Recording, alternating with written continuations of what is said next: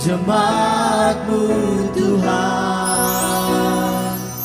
Gemi Korintus.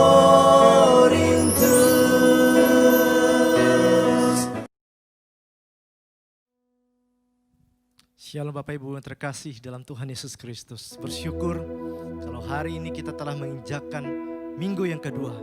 Karena karunia Tuhan, karena kemurahan Tuhan, kita bisa menjalani tahun ini. Mari jadikan hidup kita menjadi milik Tuhan sepenuhnya. Karena Tuhanlah yang selalu menyertai dan melindungi kita. Sepanjang tahun ini kita percaya bahwa tangan Tuhan selalu bersama dengan kita. Saya mengundang jemaat bangkit berdiri, kita akan mentahbiskan ibadah kita.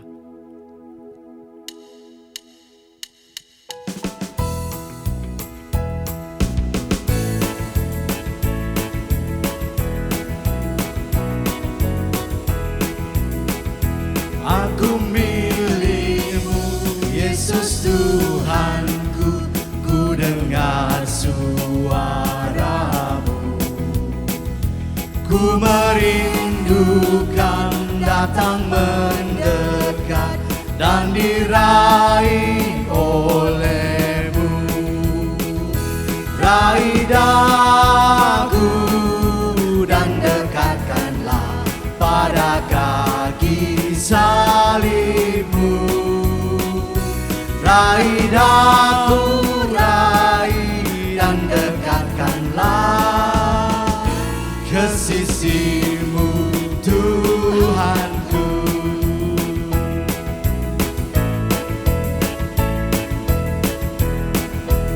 Aku hamba-Mu, Kau sucikanlah.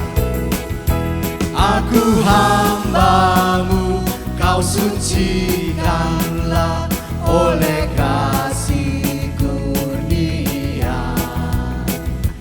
Hingga jiwaku memegang teguh kehendak-Mu yang mulia. Raih daku, Raih daku dan dekatkanlah pada kaki salib-Mu. Raih daku, raih dan dekatkanlah ke sisi-Mu Tuhanku. sungguh indahnya walau sejenak.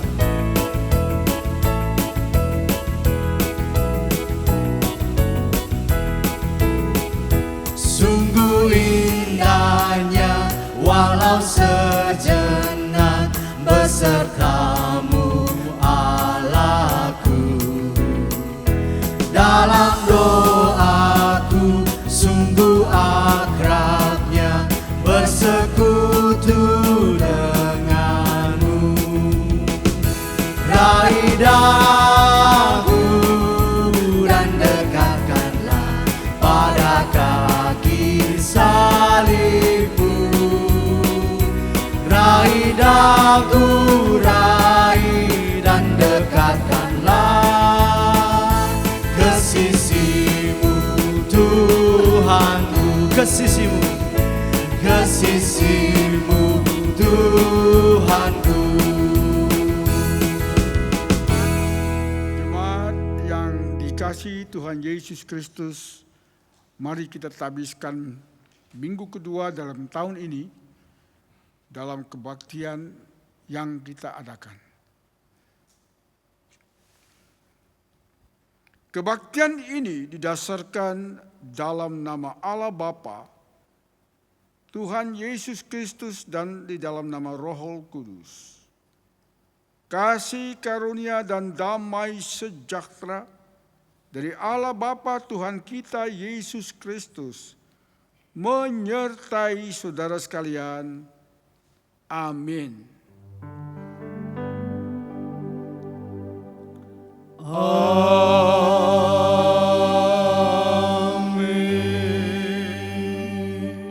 Jemaat, dengarkanlah nas pembimbing kita yang terambil dari Yohanes pasal 1 ayat yang ke-12 yang mengatakan, tetapi semua orang yang menerimanya diberinya kuasa supaya menjadi anak-anak Allah, yaitu mereka yang percaya dalam namanya. Saudara, bersama dengan jemaat dan seluruh orang Kristen, orang percaya di seluruh muka bumi, mari kita menyampaikan pengakuan iman rasuli. Dan masing-masing kita berkata, aku percaya kepada Allah Bapa yang Maha Kuasa, Khalik langit dan bumi, dan kepada Yesus Kristus anak yang tunggal Tuhan kita, yang dikandung daripada Roh Kudus, dari anak darah Maria, yang menderita di bawah pemerintahan Pontius Pilatus, disalibkan dan turun ke dalam kerajaan maut, pada hari yang ketiga bangkit pula dari antara orang mati, naik ke surga, duduk di sebelah kanan Allah Bapa yang Maha Kuasa, yang akan datang dari sana untuk menghakimi orang yang hidup dan yang mati. Aku percaya kepada Roh Kudus, gereja yang kudus dan am, persekutuan orang kudus, pengampunan dosa, dan kebangkitan yang hidup kekal. Amin. Bapak Ibu yang terkasih, tahun 2020 begitu banyak pergumulan, banyak kesulitan, kesukaran yang kita lewati. Tapi percayalah, sebesar apapun pergumulan hidup kita, tangan Tuhan selalu ada bagi kita.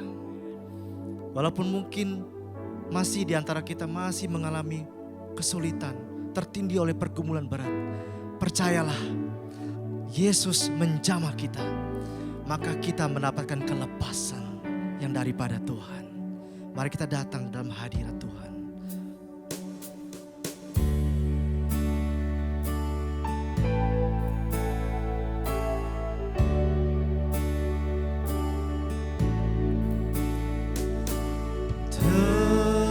Tertindih dengan beban berat, dosa datang menyerang.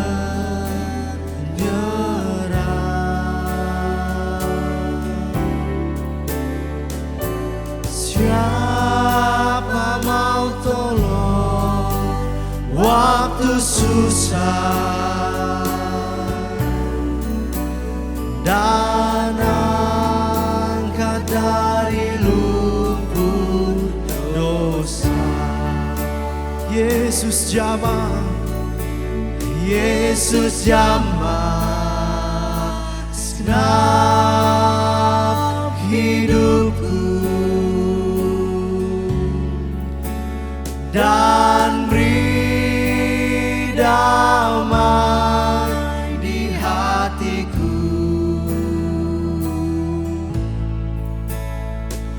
Semua telah berubah dan aku tahu Yesus jamah ku jadi baru.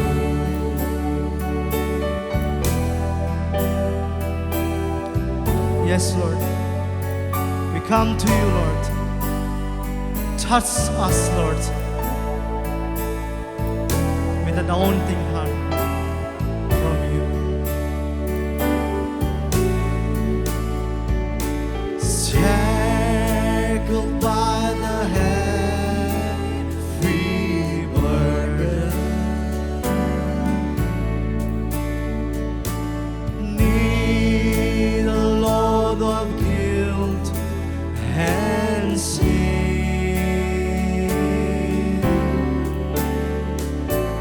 Then the hand of Jesus touched me,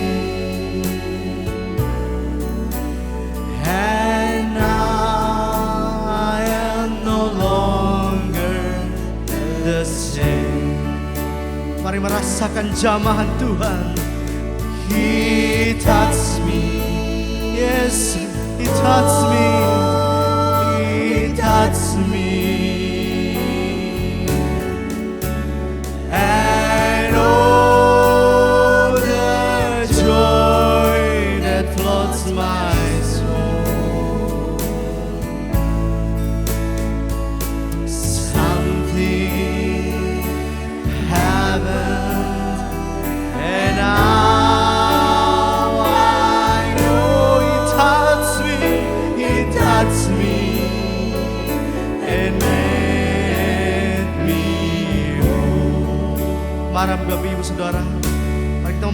merasakan jamahan Tuhan melingkupi hidup kita, menjamah hati kita.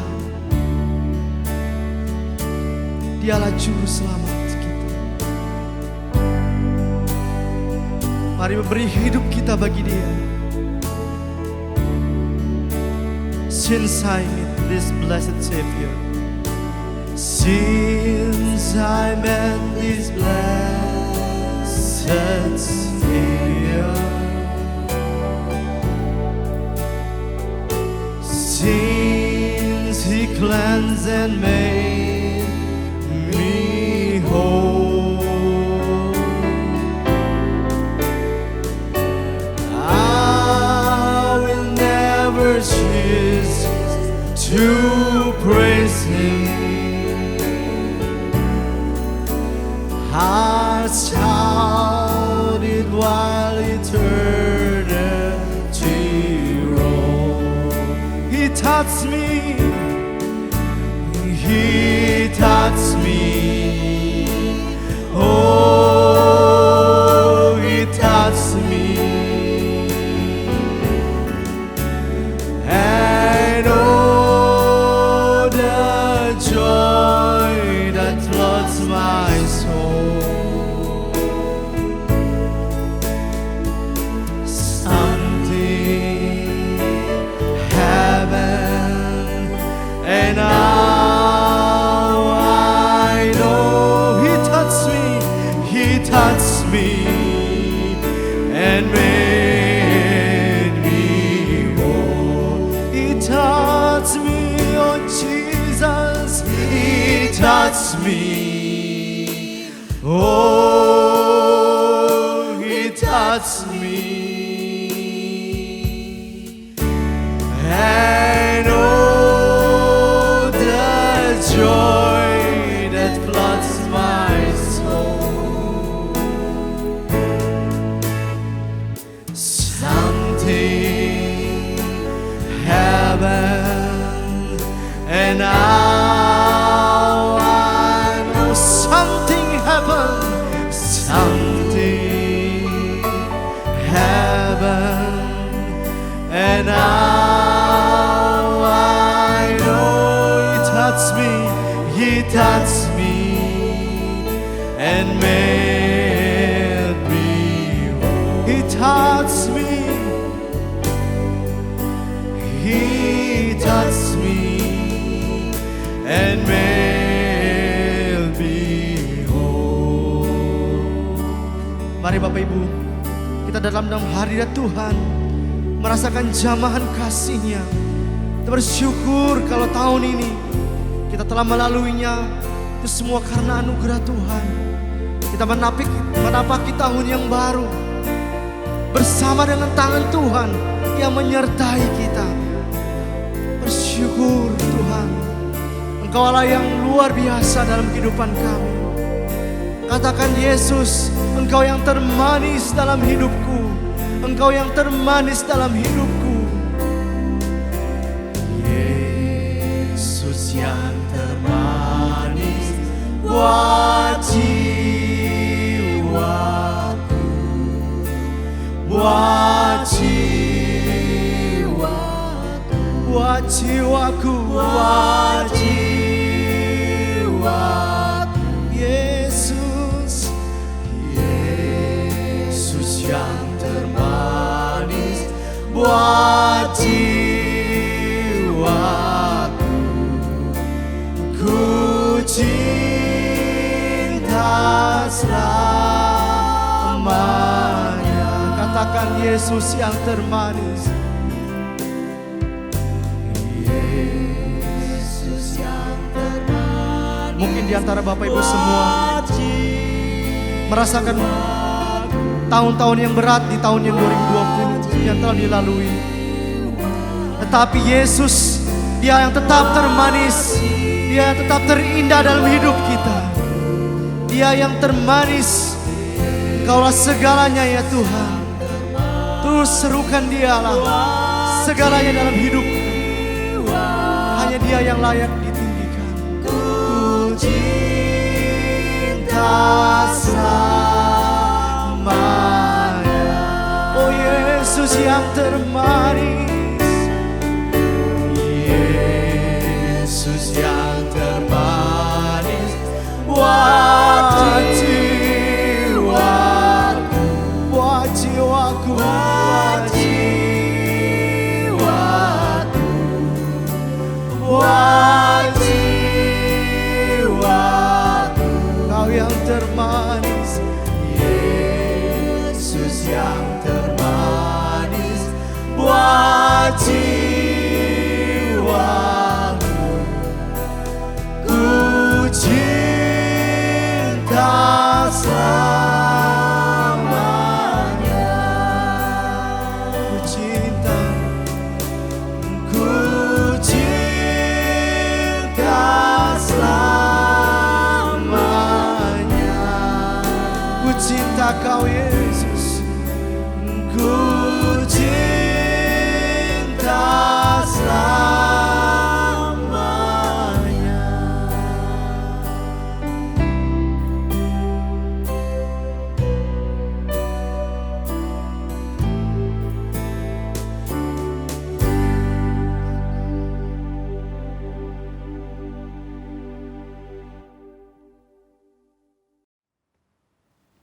Shalom jemaat sekalian.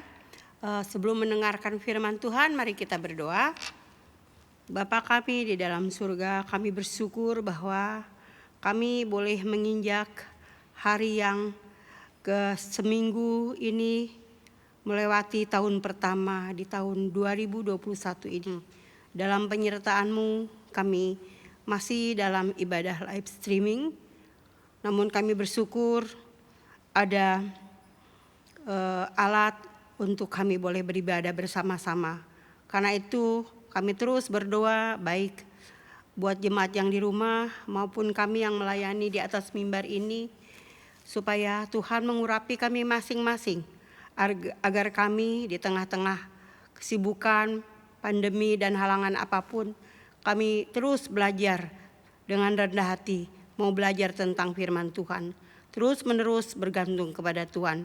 Karena itu Tuhan, berkatilah kami, turunlah kiranya Roh Kudus dan urapan-Mu kepada kami semua, baik yang mendengar maupun saya juga hamba-Mu yang kecil terbatas ini, yang memberitakan. Tuhan mengurapi, memberkati. Di dalam nama Tuhan Yesus, kami mohon pertolongan-Mu di dalam pemberitaan dan renungan firman Tuhan ini. Amin. Ibu Bapak yang dikasihi Tuhan, mari kita membaca firman Tuhan dari Kisah Rasul pasal 19. Kisah Rasul pasal 19 ayat 1 sampai 11. Ketika Apolos masih di Korintus, Paulus sudah menjelajahi daerah-daerah pedalaman dan tiba di Efesus. Di situ didapatinya beberapa orang murid-murid.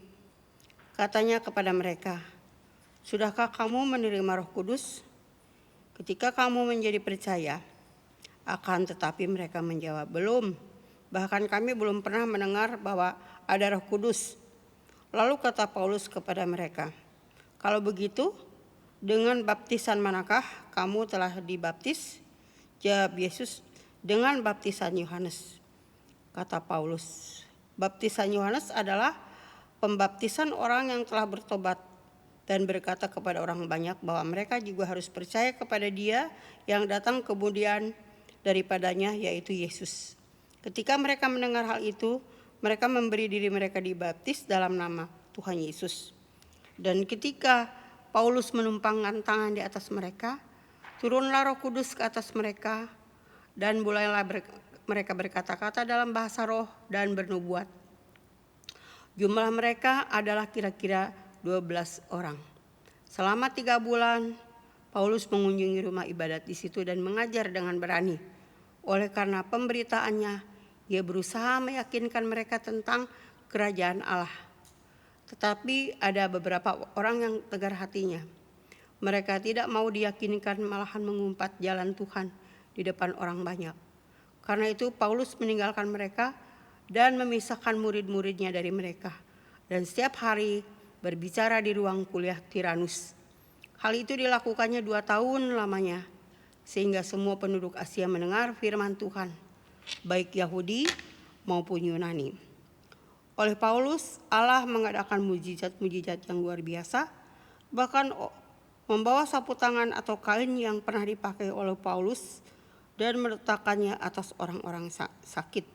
Maka lenyaplah penyakit dan keluarlah roh-roh jahat. Ibu Bapak yang dikasihi Tuhan, kalau kita melihat teks ini, saya memberi tema dari subtema itu perubahan oleh Roh Kudus. Jadi di sini Roh Kudus memperlengkapi orang percaya, menuntun dan menyiapkan.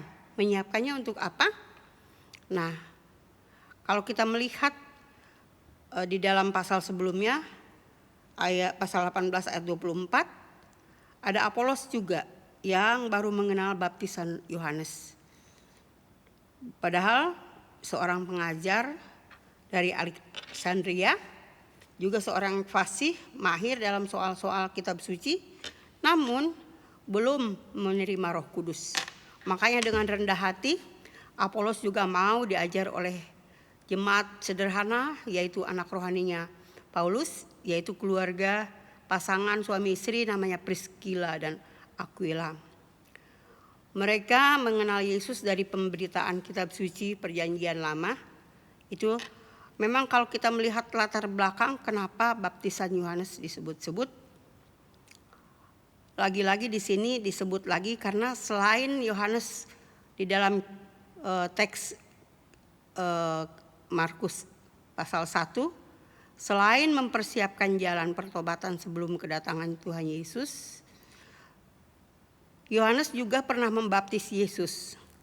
Dan baptisan Yohanes ini adalah perkenanan Bapa kepada putranya. Maka waktu dibaptis itu kan ada burung merpati turun dari langit dan ada suara yang berkata, inilah anak yang kukasihi, kepadanya lah aku berkenan. Jadi perkenanan Bapa. Jadi Yesus ini dibaptis merupakan penggenapan dari konfirmasi ilahi. Bukan karena ia berdosa, tetapi mengidentifikasikan diri sebagai orang berdosa. Jadi baptisan di Yesus itu diterima karena Allah berkenan untuk menempuh jalan penderitaan yang disiapkan, yang diterimanya untuk menjalankan misi sebagai Mesias. Mengapa? Dengan melihat yang dilakukan oleh Yohanes ini kepada orang Yahudi, juga menjadi yang diterima juga oleh Yesus, ada pesan pertobatan bagi orang berdosa menuju jalan keselamatan. Ketika Yesus dibaptis, bukanlah tata caranya dalam pandangan kita atau mungkin contohnya cara Yesus dibaptis, tetapi di sini ada pesan panggilan yang harus diwujudkan di dalam kehidupan kekristenan kita. Apa yang dilakukan oleh Yesus yaitu di dalamnya melihat keteladanan. Waktu itu dia minta melihat orang banyak dibaptis oleh Yohanes, Yesus pun minta dibaptis. Yohanes berkatakan, kok saya yang harusnya dibaptis oleh Rabi, mengapa kok Rabi yang harus dibaptis? Tapi Yesus mengatakan, lakukanlah karena inilah sebagai persiapan tanda perkenanan Allah untuk mempersiapkan dirinya sebagai Mesias. Nah, itu artinya bahwa di dalamnya ada kerendahan hati, ada kesederhanaan, ada pengampunan, pokoknya ada pokok-pokok memelihara kehidupan orang benar itu dicontoh dari penyertaan kebaikannya di dalam baptisan itu sendiri. Jadi menyadari bahwa Yesus dari ketinggian dalam kehidupannya mulai lahir di kandang yang hina, kemudian dikejar-kejar musuh, mau dibunuh, hidupnya miskin, juga dibesarkan dengan ibu bapa jasmaninya sebagai tukang kayu, dan juga tidak termasuk hitungan di antara orang banyak, tetapi kuasanya di situ muncul dan diakuilah bahwa dia itu Mesias dan sampai kepada matinya. Jadi dari yang superior turun ke dalam inferior, itu menunjukkan bahwa Yesus itu menjadi teladan yang diungkap oleh Rasul Paulus. Makanya orang-orang percaya di Efesus harus menerima baptisan Roh Kudus yang ditumpangkan tangan di dalam nama Yesus. Dan di dalam ayat 6 dikatakan, ketika Paulus menumpangkan tangan di atas mereka, turunlah Roh Kudus ke atas mereka dan mulailah mereka diberikan kuasa oleh Tuhan pada waktu itu. Jadi Paulus ini, bagi Paulus menjadi percaya itu berarti menerima Roh Kudus. Roh Kudus itu bukti bahwa mereka itu dimateraikan oleh Tuhan sendiri. Bagi Paulus makanya bertanya kepada orang-orang di Efesus itu di dalam ayat yang keberapa? Sudahkah kamu mendengar Roh Kudus? Ketika mereka menjawab, belum pernah. Oh, kalau begitu inilah saatnya. Jadi Paulus tidak tertarik orang-orang ini sibuk di gereja, sibuk di dalam rumah-rumah ibadat, tetapi belum memiliki kuasa. Karena standar pertanyaan ini merupakan standar bagi orang percaya yang biasa, kalau boleh dibilang mungkin baru tertulis aja Kristen KTP, tetapi belum terhisap di dalam bilangan orang percaya yang sesungguhnya. Artinya materai keselamatan itu belum ada. Untuk itu Paulus mengajar mereka. Kalau lihat ayat 3 dan 4, lalu baru mereka percaya dan Roh Kudus selama 2 tahun di situ. Dan ayat 10 mengatakan terus mengajar jemaat selama 2 tahun.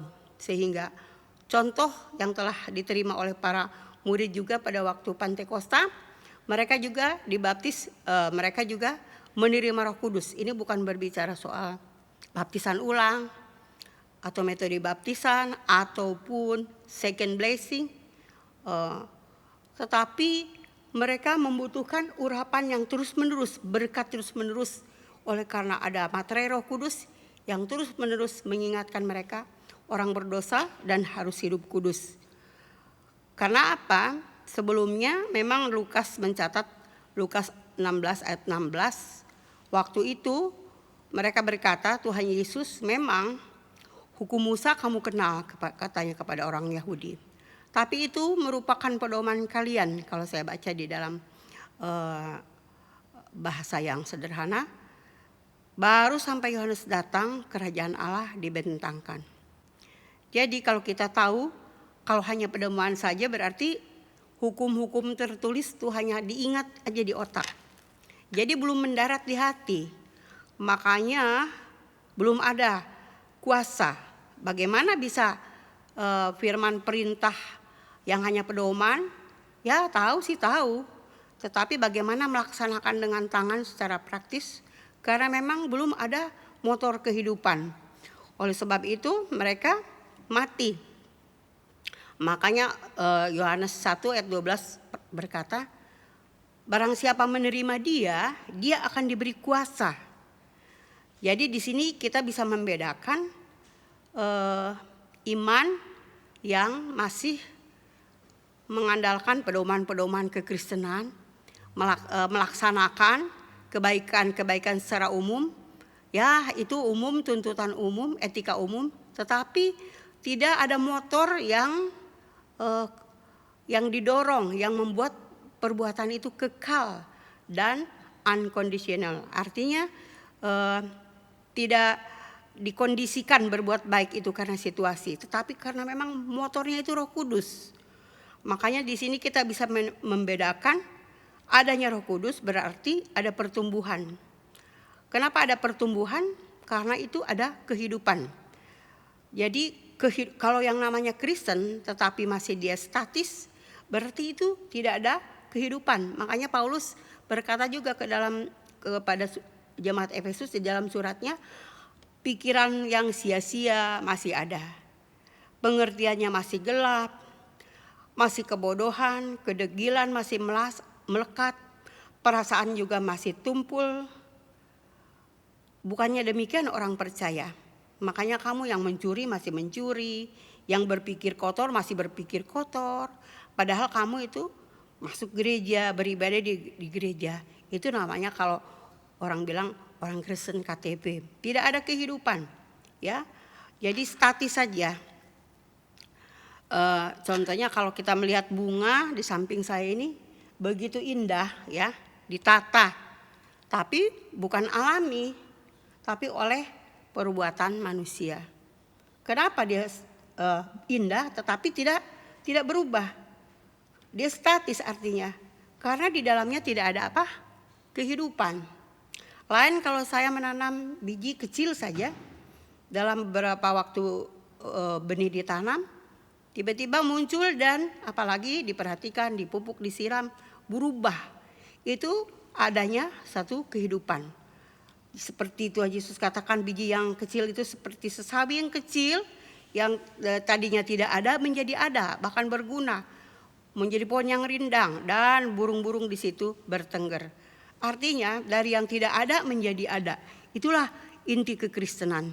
Karena itu Paulus mengatakan kepada orang Korintus, perlunya ada penumpangan tangan di dalam ayat 6. Perlu ada pertobatan terus-menerus. Itu artinya bahwa ada tanda, ada materai kehidupan di mana Roh Kudus akan bekerja.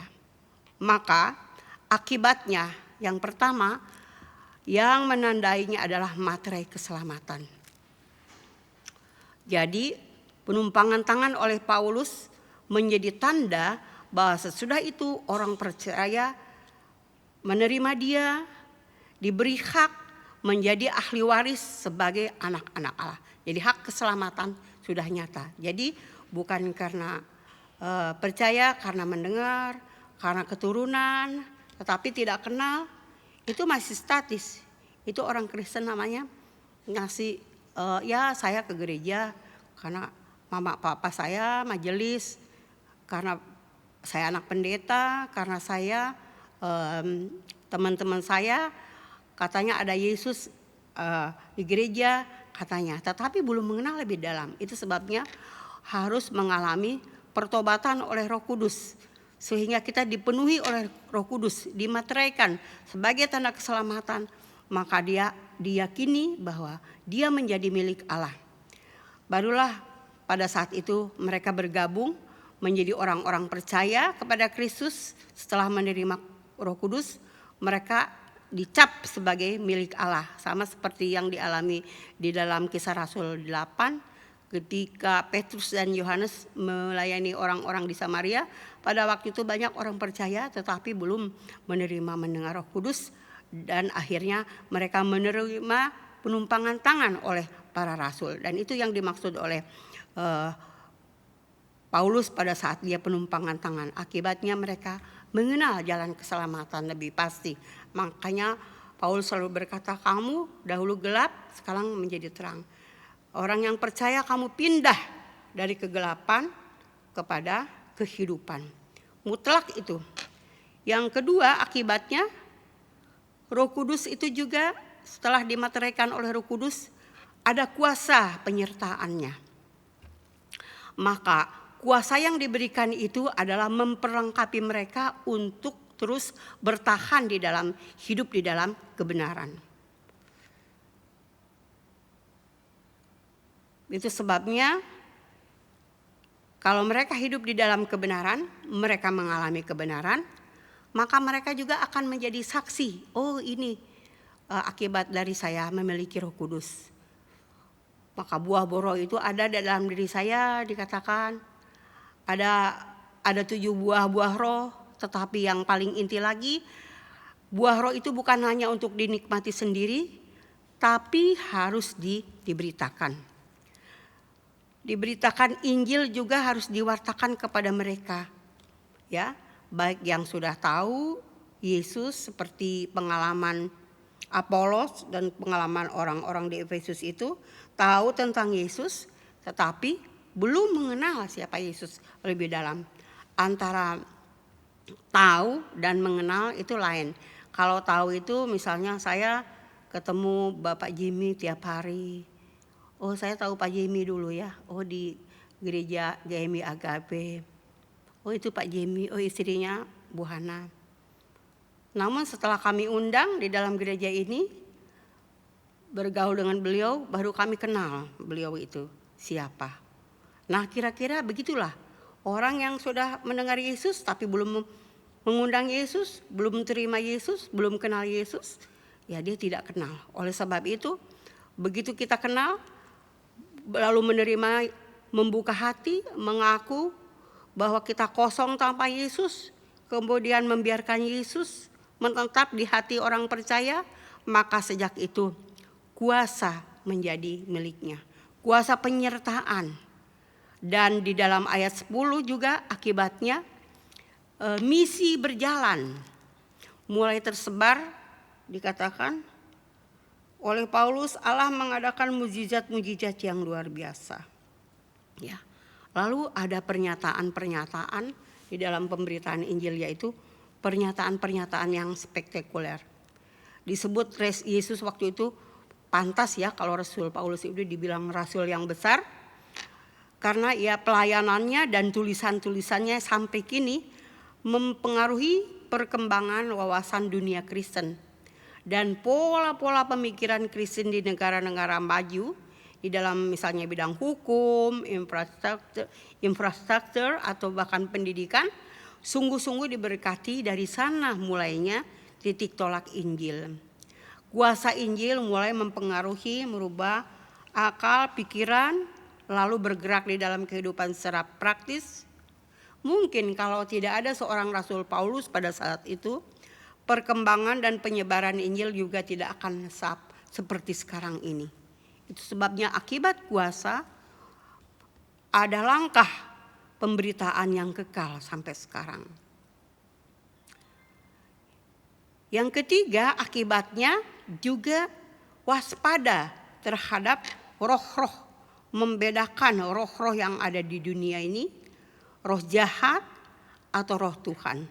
Di sini pada waktu Rasul Paulus ini melayani orang-orang yang kerasukan, ada juga yang meniru. Misalnya di dalam ayat 13 itu, di situ ada anak-anak Skewa, ya. Dia si penghambat kuasa. Dia itu si tukang jampi dari Yahudi. Padahal di dalam ayat berapa itu, ayat 14, mereka itu melakukan itu, mereka juga anak imam kepala. Bayangkan, anak imam kepala dari umat Tuhan, orang Yahudi. Tetapi karena pengenalan akan Tuhannya tidak benar, ya dia sendiri buta terhadap kebenaran dan terhadap firman Tuhan.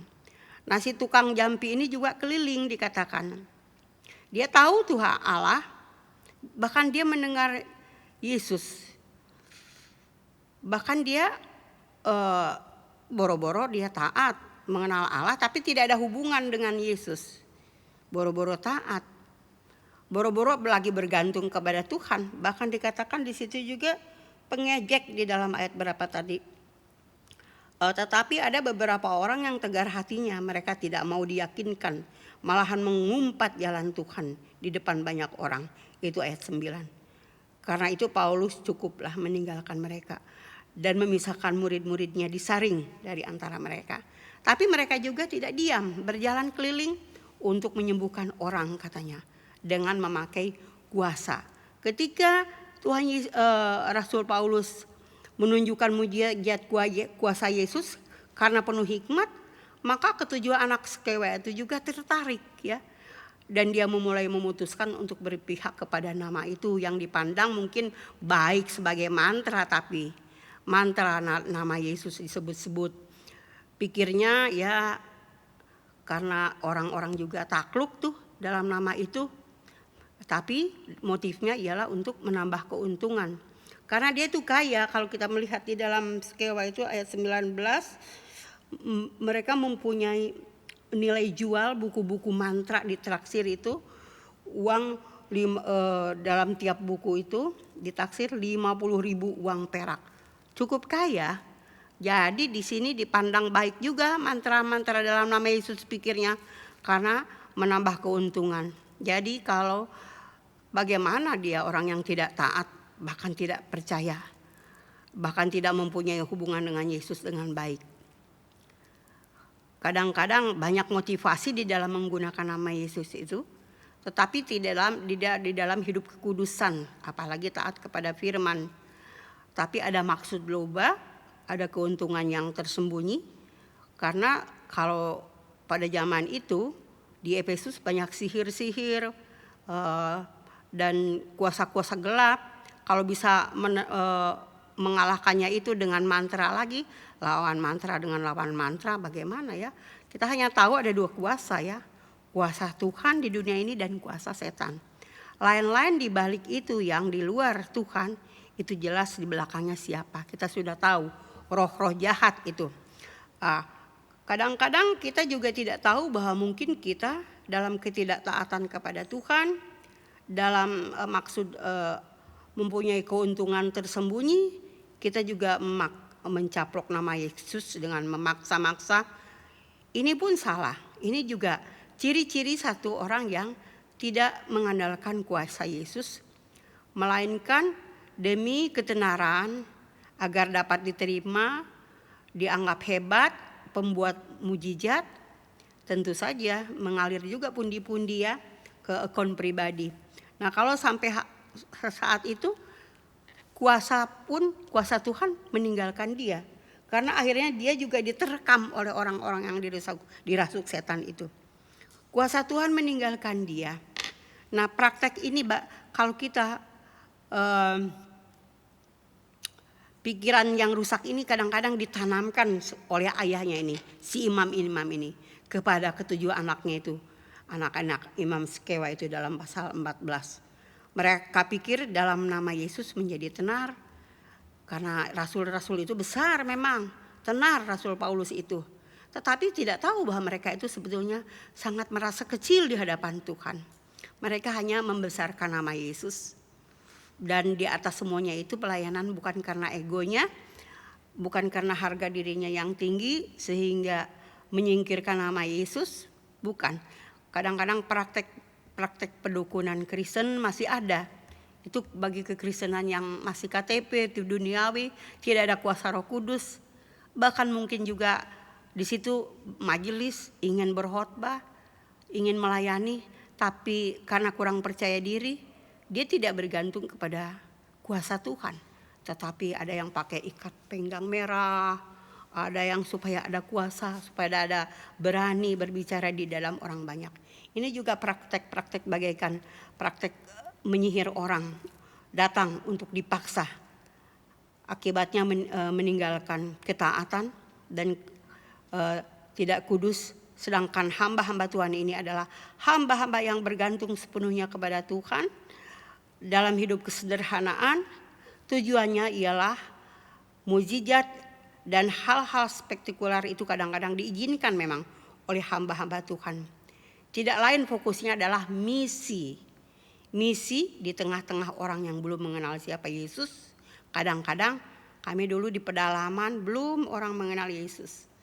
Kadang-kadang di sekolah teologi tidak diajari itu. Tetapi saat-saat momen seperti itu kami berdoa kepada Tuhan. Tuhan tunjukkanlah kepada mereka supaya mereka itu tahu bahwa Engkau itu Tuhan. Contohnya ada orang digigit ular tedung itu, kalau menurut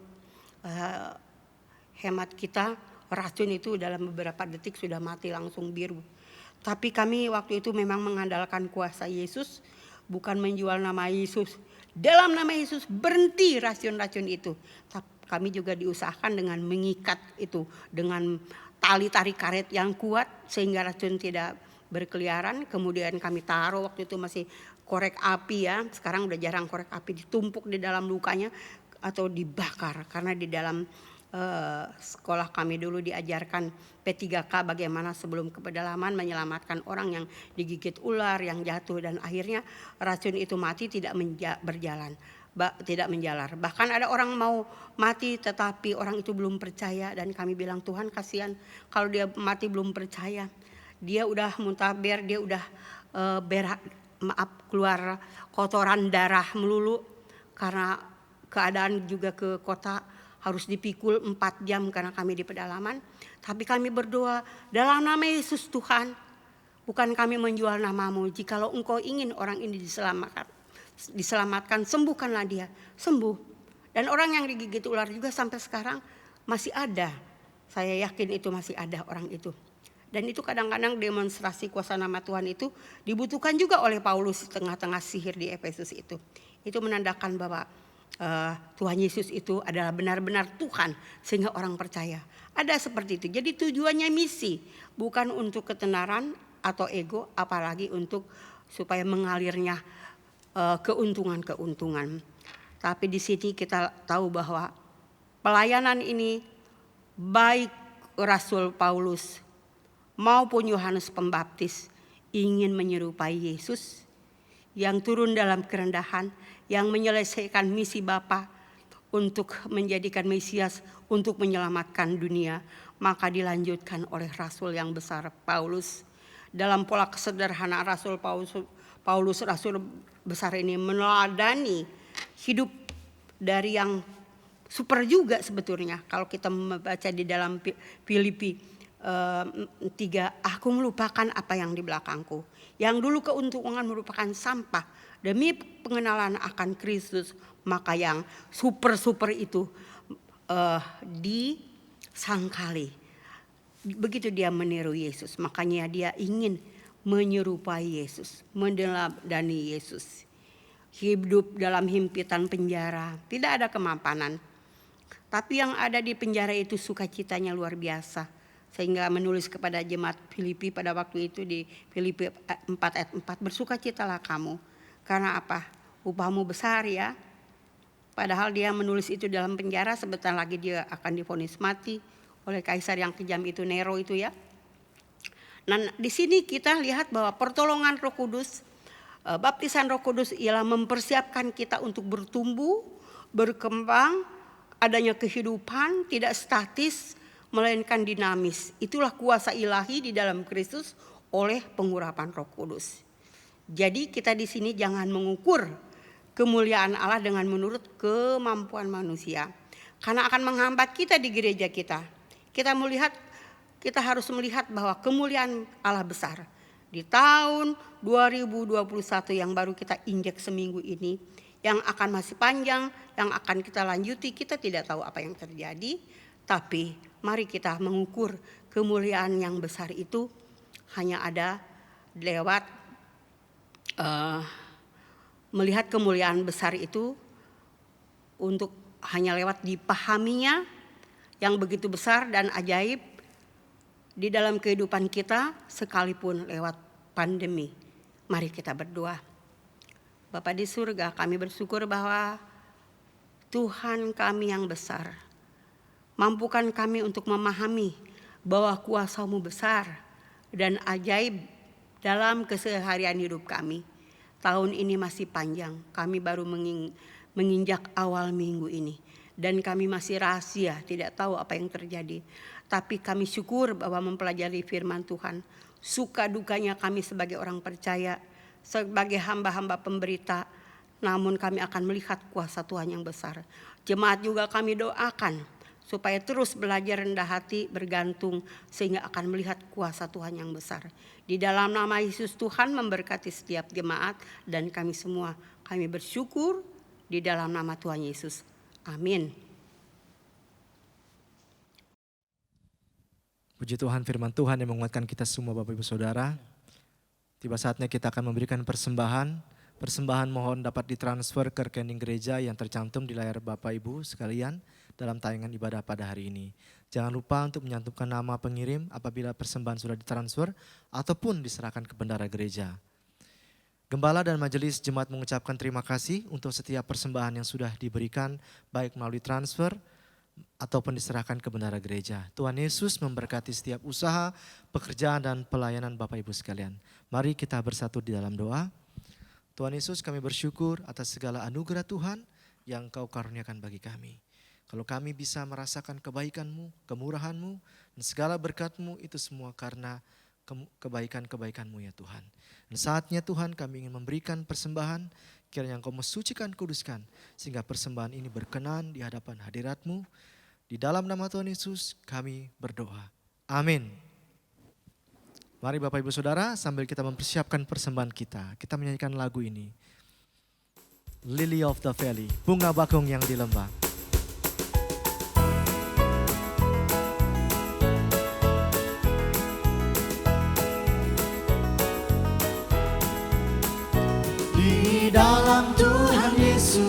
ku dapat sobatku yang terkasih dan termulia bagiku.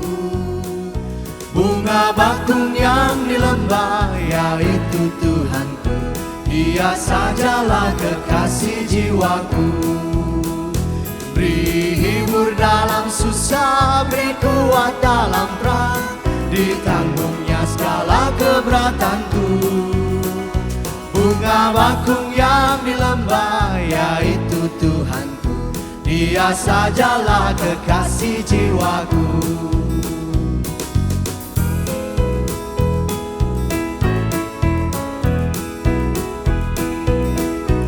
I have found a friend in Jesus. I have found a friend in Jesus. Is everything to me. Is the worries of 10,000 to my soul. Is the lily of the valley. In Him alone I see. All I need to cleanse and make me fully whole. In sorrow He's my comfort. In trouble He's my stay. He tells me every care on Him to roll. Is the lily of the valley, the bright and morning star. Is the berries of 10,000 to my soul. Di dalam Tuhan Yesus, ku dapat sobatku.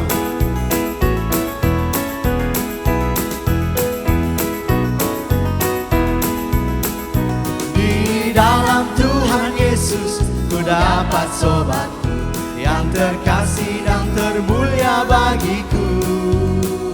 Bunga bakung yang di lembah, yaitu Tuhanku, Dia sajalah kekasih jiwaku. Beri hibur dalam susah, beri kuat dalam perang, ditanggungnya segala keberatanku. Bunga bakung yang di lembah, yaitu Tuhanku, Dia sajalah kekasih jiwaku.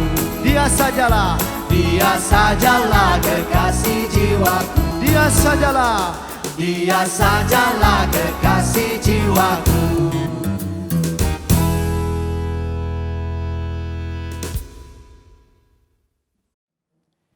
Bapak Ibu Saudara yang dikasihi Tuhan, mari bersama kita menghadap hadirat Tuhan. Kita berdoa, kita bersama-sama tunduk kepala, kita satu di dalam doa. Segala puji dan syukur kami naikkan kepadamu ya Bapa di sorga. Kami mengucap syukur untuk kesehatan yang sudah Engkau beri bagi kami sampai saat ini. Bersyukur juga untuk tahun-tahun yang telah kami lalui. Bila hari ini kami dapat memasuki tahun yang baru, kami menyadari bahwa ini semua hanya karena anugerah-Mu semata. Terima kasih atas penyertaan-Mu dalam kehidup kami. Ya Tuhan Bapa di sorga, pada saat ini juga bersyukur untuk firman Tuhan yang sudah kami dengar bersama. Engkau mengurapi bahkan memberkati hamba-Mu, agar setiap firman yang disampaikan menjadi petunjuk bagi kami untuk hidup di tengah-tengah dunia ini. Berikanlah kepada kami hati yang senantiasa mengasihi-Mu, dan ajarlah kami untuk senantiasa hidup takut akan Engkau. Karuniakanlah hikmat-Mu kepada kami, dan bimbinglah kami agar kami dapat bertumbuh dalam pengenalan yang benar akan Engkau. Pakai dan jadikanlah kami sebagai alat bagi kemuliaan-Mu, sehingga nama-Mu semakin dimuliakan melalui kehidupan dan pekerjaan pelayanan kami. Ya Tuhan Bapa di sorga, pagi hari ini kami menaikkan syafaat kami kepadamu. Kami berdoa buat jemaat-Mu di tempat ini. Kami bersyukur Engkau memberkati kami dalam setiap kehidupan kami, sehingga sampai saat ini kami boleh terpelihara semua karena anugerah-Mu. Terima kasih Bapa yang baik. Tuhan Yesus, kami juga berdoa untuk kelangsungan kehidupan kami di tahun yang baru ini. Kami percaya bahwa ketika kami berjalan bersama-Mu, maka segala kekhawatiran kami dalam menapaki tahun ini ke depannya, kami selalu ada dalam tuntunan dan lindungan kasih-Mu. Ya Tuhan, Bapa di sorga, kami juga berdoa buat setiap jemaat-Mu yang sudah mulai bekerja, beraktivitas, biarlah Engkau memberkati, bahkan menolong serta memampukan mereka untuk menjalankan tugas tanggung jawab mereka yang diterima dari tempat di mana mereka bekerja saat ini. Kami juga berdoa buat anak-anak kami, Engkau tetap memelihara kehidupan mereka. Jadikan mereka orang yang menjadi terang di sekeliling pergaulan mereka. Berkati setiap pendidikan mereka, masa depan mereka ada padamu, dan takut akan Tuhan menjadi bagian dalam kehidupan mereka. Terima kasih Bapa yang baik. Kami juga berdoa untuk para hamba Tuhan yang ada di garis depan yang sungguh Engkau percayakan dalam pelayanan menjangkau setiap suku-suku yang terabaikan, yang ada di luar negeri maupun di dalam negeri. Tuhan, tetap kuatkan dan teguhkan, serta mampukan mereka dalam menjalaninya. Ada banyak persoalan yang mereka hadapi. Kami tahu dan yakin dan percaya Engkau memberikan jalan keluar terbaik atas setiap persoalan. Bahkan kekhawatiran yang mereka hadapi, cukupkan setiap kebutuhan yang mereka perlukan. Tuhan Bapa di sorga, kami juga berdoa buat gembala kami, Bapak Pendeta Diki dan keluarga, serta Vikaris Pingkan. Kami bersyukur untuk kesehatan yang Engkau berikan sampai saat ini. Berkati setiap pelayanan yang sudah Tuhan percayakan untuk boleh mengembalakan kami jemaat-Mu di tempat ini. Lindungi serta jauhkan dari virus yang mewabah saat ini. Terima kasih ya Tuhan, kami menyerahkan hamba-Mu ke dalam tangan-Mu. Kami juga berdoa untuk para majelis. Engkau juga memberkati setiap pelayanan yang dilakukan di tempat ini. Biarlah di tahun ini kami diberikan semangat yang lebih lagi untuk melayani Tuhan dan menjadi contoh serta teladan di mana kami berada. Akhirnya Bapa di surga, kami menyerahkan juga bangsa dan negara kami. Biarlah tetap dalam pemeliharaan Tuhan, agar damai dan kasih Kristus tetap terpancar di tengah-tengah bangsa kami. Berkati Presiden, Wakil Presiden, serta para kabinet yang ada. Beri hikmat dalam menjalankan roda pemerintahan ini, sehingga setiap pengambilan keputusan selalu berpedoman pada kepentingan rakyat. Kami juga berdoa untuk wabah COVID-19 yang sampai saat ini masih ada. Doa kami Tuhan, biarlah wabah ini segera berakhir, agar kami dapat menjalankan setiap aktivitas kami dengan normal. Terima kasih Bapa di sorga. Kami juga berdoa untuk para medis. Tuhan melindungi mereka, agar tidak tertular pada saat mereka merawat para pasien COVID-19. Berdoa juga untuk vaksin yang saat ini segera didistribusikan kepada masyarakat. Biarlah vaksin ini dapat menolong para pasien dan berguna untuk proses penyembuhan. Terima kasih Bapa yang baik.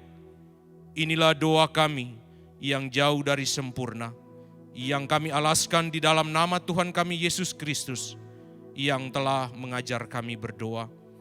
Bapa kami yang di sorga, dikuduskanlah namamu, datanglah kerajaan-Mu, jadilah kehendak-Mu di bumi seperti di sorga. Berikanlah kami pada hari ini makanan kami yang secukupnya, dan ampunilah kami akan kesalahan kami, seperti kami juga mengampuni orang yang bersalah kepada kami. Dan janganlah membawa kami ke dalam pencobaan, tetapi lepaskanlah kami daripada yang jahat, karena Engkaulah yang empunya kerajaan, dan kuasa dan kemuliaan, sampai selama-lamanya. Amin. Bapak Ibu Saudara, puji Tuhan kita tiba di penghujung ibadah kita. Perubahan ajaib terjadi dalam kehidupan kita sejak Yesus ada dalam hidup kita. Hanya Dialah satu-satunya yang bisa merubah hidup kita menjadi permata-permata yang disiapkan bagi terang bagi seluruh dunia. Sejak Yesus di hatiku.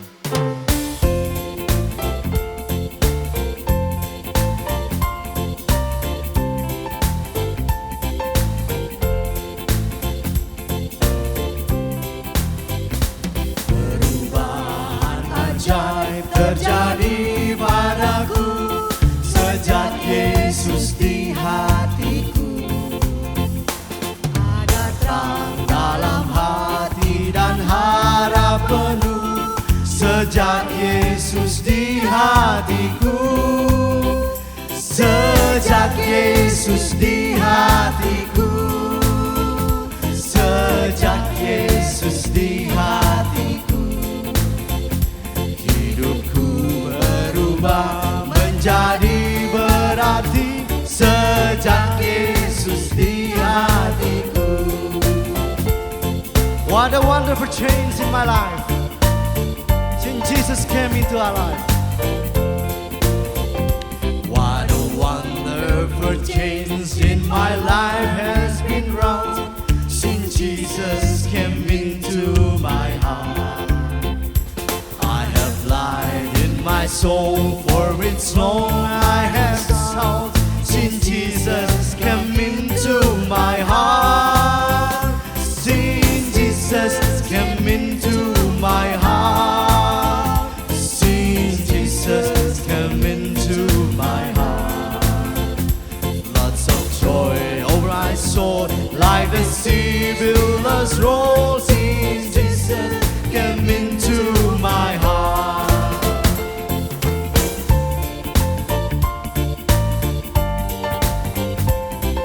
I shall go there to dwell. I shall go there to dwell in that city I know, since Jesus came into my heart.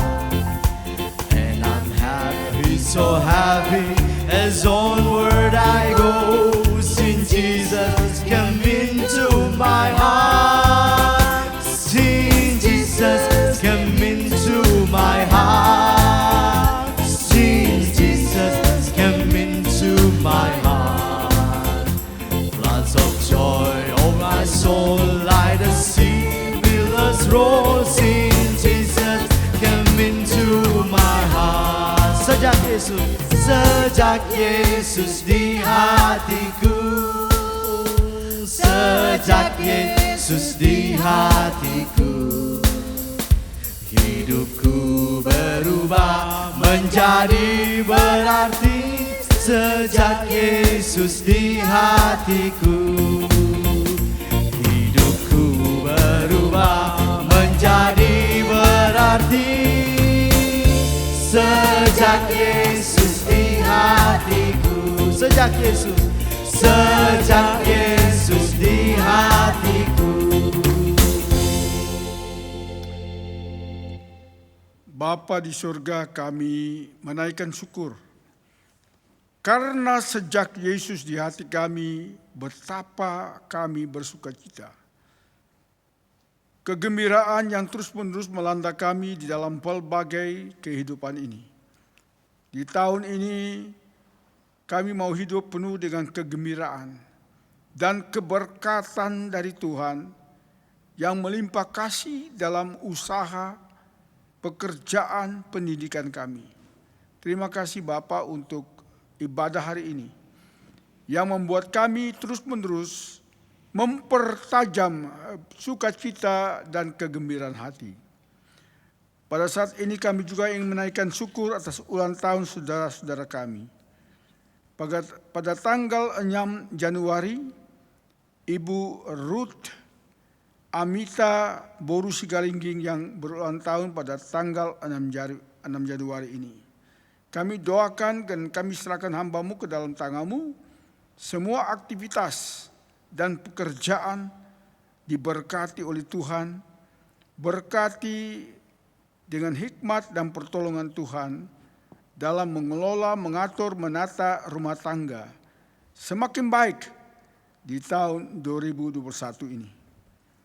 Kami juga mengucap syukur atas ulang tahun pernikahan pada tanggal 6 Januari antara Bapak Nelson Sijabat dan Ibu Betty Uliarta Boru Simatupang.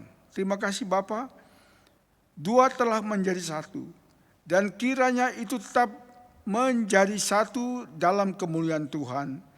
Berkati rumah tangga ini ya Bapa, suka duka Engkau selalu bersama dengan mereka. Dan biarlah mereka boleh menikmati hidup rumah tangga ini sampai kepada anak cucu. Kami serahkan seluruh rumah tangga mereka ini ke dalam tangan-Mu. Tuhan menjaga, Tuhan melindungi, dan Tuhan memagari dengan penuh kasih daripada-Mu. Di dalam nama Allah Bapa, Anak, dan Roh Kudus, berkati semua yang berulang tahun untuk kemuliaan nama-Mu. Saudara-saudara, arahkan hatimu kepada Tuhan dan terimalah berkat-Nya. Tuhan menjaga dan melindungi engkau. Tuhan memberkati dan melindungi engkau dengan berkat kasih sayang-Nya. Tuhan menyinari engkau dengan wajah-Nya dan memberikan kasih setia-Nya. Tuhan menghadapkan wajah-Nya kepadamu dan memberkati engkau dengan damai sejahtera di dalam Yesus Kristus Tuhan. Amin. Amin. Amin.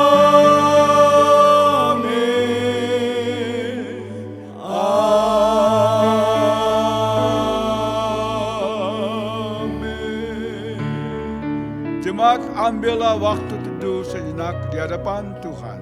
Kita mulai.